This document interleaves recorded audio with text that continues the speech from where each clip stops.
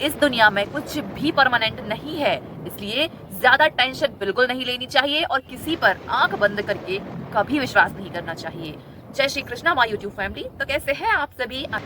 I hope आप सभी अपनी ब्यूटीफुल सी लाइफ को एंजॉय करते हुए बहुत ज्यादा अच्छे होंगे। So welcome back your YouTube channel. So आज के वीडियो में हम लोग बात करने वाले हैं युजवेंद्र चहल और धनश्री वर्मा की। ये दोनों आज के टाइम पर किसी भी इंट्रोडक्शन के मोहताज नहीं है, क्योंकि जो हमारे युजवेंद्र चहल भैया हैं ये एक फेमस क्रिकेटर हैं और ऐसा सुनने में आ रहा है शायद ये यूजी भैया इनकम टैक्स के इंस्पेक्टर भी हैं। ये न्यूज रियल है या अफवाह है, ये आप मुझे अपने कमेंट सेक्शन में क्लियर कर दीजिएगा। देन सेकंड बात की जाए मिस धनश्री वर्मा की, तो वो अपने प्रोफेशन से एक कोरियोग्राफर हैं, यूट्यूबर हैं, इन्फ्लुएंसर हैं और बस इतना ही है। नहीं डेंटिस्ट है, हाँ, और डेंटिस्ट है।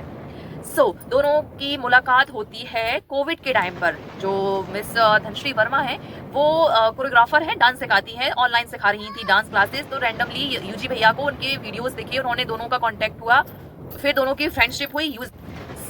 दोनों की फाइनली मुलाकात हुई, एक दो बार कॉफी पर गए, फाइनली शादी हो गई और 2019 से 2024 ये 5 साल की शादी नॉर्मल चल रही थी। मिस धनश्री वर्मा पहले इतनी ज्यादा वायरल नहीं थी। आज के टाइम पर यदि देखा जाए तो इनके इंस्टाग्राम पर 6.2 मिलियन फॉलोवर हैं और स्टार्टिंग में जब ये यूजी भैया से नहीं मिली थी उस टाइम पर इनके 5 लाख के समथिंग फॉलोवर्स थे। तो फेम तो इनको बहुत ज्यादा मिल गया। इसके बाद इनको सोशल मीडिया पर और मतलब बहुत सारी जगह इनको काम मिलने लगा। ऐसी सारी चीजें अभी इस टाइम पर चल रही हैं। और जो हमारे यूजी भैया बहुत ज्यादा कॉमेडियन है, मतलब रोते हुए को हंसाने वाले, इतना अच्छा इनका नेचर है, सीधे सरल से, मतलब बहुत अच्छी फैमिली से है, इनके पेरेंट्स भी अच्छे हैं और इनका नेचर भी बिल्कुल सिंपल सा है, अपने काम से मतलब रखते हैं और कॉमेडियन है, एंटरटेन करते हैं, मतलब रोते हुए को हंसा देते हैं। इनका प्रोफेशन जो क्रिकेटर का है उसमें भी ये परफेक्ट है और उसके बाद और नेचर वाइज भी हमारे यूजी भैया रोते हुए को हंसाने वाले हैं। अब बात आती है शादी के बाद की। क्या हुआ कि जो मतलब एक मानसिकता जो होती है, नहीं पता नहीं क्यों हमारे भारत में ही ऐसा होता है। मतलब भारत में 1 अरब 50 करोड़ की आबादी है, उसमें से मुश्किल से मतलब 5% ऐसी आबादी होगी जो ये सोच रखती है, बाकी पूरे भारत को बदनाम कर देती है। मतलब जब हमारे यूजी भैया और धनश्री वर्मा की शादी हुई तो लोगों ने कहा, एस्ट्रोलॉजर जो थे उन लोगों ने तक ये पोस्ट कर दिया था कि ये इन दोनों की शादी ज्यादा लंबे टाइम तक नहीं चलेगी। Can you believe? मतलब कि लोगों को आशीर्वाद देना चाहिए था। तभी से बहुत सारे यूजी भैया पर मीम्स बने, धनश्री को बहुत सारे लोगों ने रोका टोका, कई सारी चीजें कही, बहुत सारी चीजें सोशल मीडिया पर वायरल हुई। एंड प्रेजेंट टाइम में हमारे यूजी भैया और धनश्री वर्मा की डिवोर्स की जो न्यूज बवंडर पकड़े हुए है ना, वो बहुत ज्यादा भयंकर वाली है। मतलब अभी कुछ टाइम पहले जो नेपाली कपल विवेक पांगेनी और सृजना सुवेदी की जो स्टोरी वायरल हुई थी उस टाइम पर, तो सृजना देवी सीता का अवतार थी। मतलब सब लोगों ने इस चीज को फील कर लिया था, क्योंकि अपने पति के लिए आज के टाइम पर कोई लड़की ऐसा नहीं कर पाती है। ये जो धनश्री वर्मा है, जो निकिता सिंघानिया है, जो नताशा जो थी, वो उसने भी अपने हस्बैंड से डिवोर्स ले लिया था और वो भी क्रिकेटर की वाइफ ही थी। उन्होंने भी बहुत सारी एलिमनी मांगी थी हार्दिक पांड्या से, बट वो हम एक अलग वीडियो में कवर करेंगे। बात सिर्फ ये है कि मतलब आज के टाइम पर शादी करना, उसके बाद डिवोर्स लेना और डिवोर्स की एलिमनी से लाइफ सेट हो जाती है, ये एक प्रकार का मतलब ऐसा, मतलब ये तो एकदम ऐसा चल रहा है कि ऐसा कोई चलन सी हो गई है, कोई प्रथा हो गई है। मतलब आप लोगों को पता है कि जो हमारे यूजी भैया है उनके पास समथिंग 70 करोड़ की जो प्रॉपर्टी आकी गई है और धनश्री वर्मा भी कोई छोटी मोटी नहीं है, इनके पास भी 40 करोड़ की प्रॉपर्टी आकी गई है और इन्होंने डिवोर्स की एलिमनी में 70% हिस्सा मांगा है। मींस जो एस्ट्रोलॉजर थे उन सब लोगों ने, और बहुत सारी ऐसी मीम्स बनी थी यूजी भैया पर। मतलब मैं शुद्ध हिंदी शब्दों में बता दे रही हूँ कि धनश्री वर्मा ब्यूटीफुल थी और यूजी भैया की को उनका पार्टनर एज अ पार्टनर, मतलब perfect match, made for each other जिसको बोलते हैं ना, वो नहीं कहा जाता था।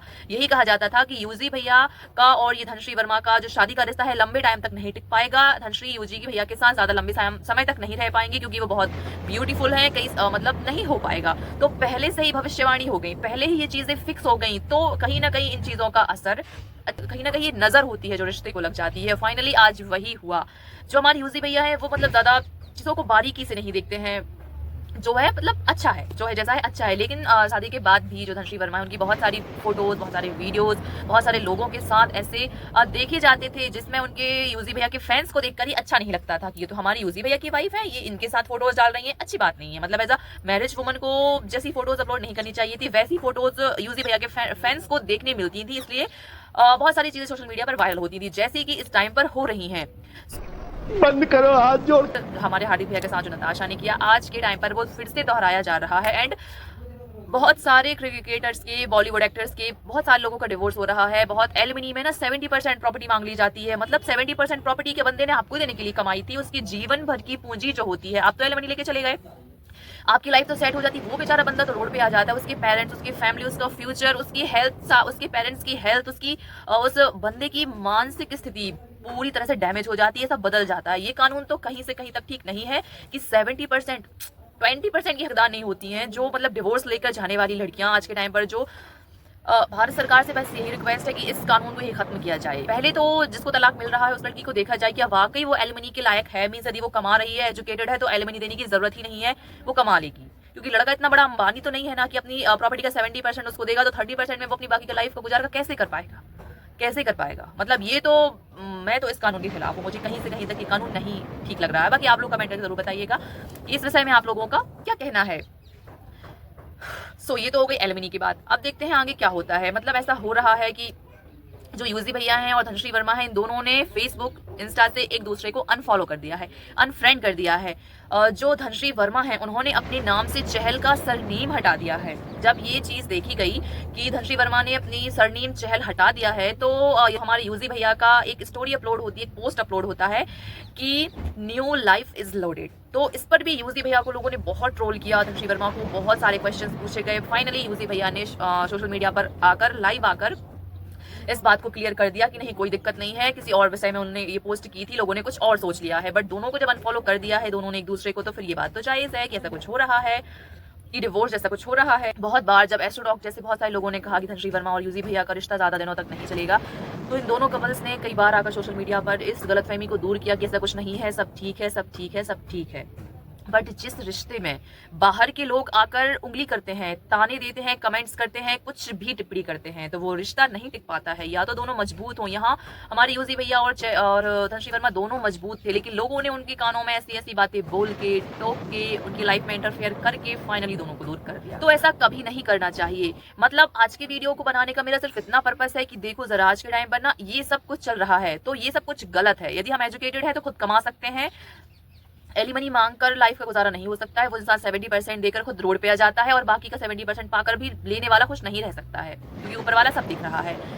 और ना हाँ, एक जरूरी बात मैं यूजी भैया और धनश्री वर्मा की जो स्टोरी है उसमें ना मैंने एक बात नोटिस की है कि शादीशुदा जिंदगी में किसी बाहर वाले को, चाहे वो कोई हो, XYZ कोई हो, किसी को भी अपनी लाइफ में इंटरफेयर नहीं करने देना चाहिए। क्योंकि यूजी भैया को स्टार्टिंग में ये एस्ट्रोडॉक ने बोल दिया था ना, एस्ट्रोलॉजर्स ने बोल दिया था कि शादी ज्यादा दिन तक नहीं टिकेगी। तो ऐसे बहुत सारे एस्ट्रोलॉजर होते हैं। एस्ट्रोलॉजर मींस रिश्तेदार, आसपास के जान पहचान वाले, दूर दराज के, किसी को भी इतना अधिकार नहीं देना चाहिए कि कोई हमारी पर्सनल लाइफ में इंटरफेयर कर सके। हस्बैंड वाइफ खुद डिसाइड करें कि उनको क्या पसंद है, वो अपने फ्यूचर में क्या एक्सेप्ट करते हैं और अपने फ्यूचर को कैसे देखते हैं। ये सिर्फ और सिर्फ हस्बैंड वाइफ का पॉइंट ऑफ व्यू होना चाहिए, हस्बैंड एंड वाइफ का डिसीजन होना चाहिए। बाकी कोई भी हो, हस्बैंड वाइफ दोनों पर ये बात लागू होती है कि किसी बाहर वाले का, किसी तीसरे इंसान का इंटरफेयर, उसकी उंगली, उसकी टिप्पणियां, उसके कमेंट, उसकी सोच, उसकी विचारधारा, उसे क्या मानना है, वो क्या सोच रहा है, उसे क्या दिख रहा है, सब कुछ सिर्फ उसी तक सीमित रखना चाहिए। हस्बैंड वाइफ दोनों इस चीज को 100% इस चीज का ध्यान रखें कि उनके पर्सनल लाइफ में कोई थर्ड इंसान इंटरफेयर ना करे। आज की वीडियो में इतना ही। आपको वीडियो कैसा लगा अपने कमेंट्स करके जरूर बताइएगा और इस टॉपिक पर आप लोगों की क्या राय है ये भी जरूर बताइएगा। मिलते हैं नेक्स्ट वीडियो में, तब तक के लिए स्टे कनेक्टेड, कीप सपोर्टिंग। जय श्री कृष्ण।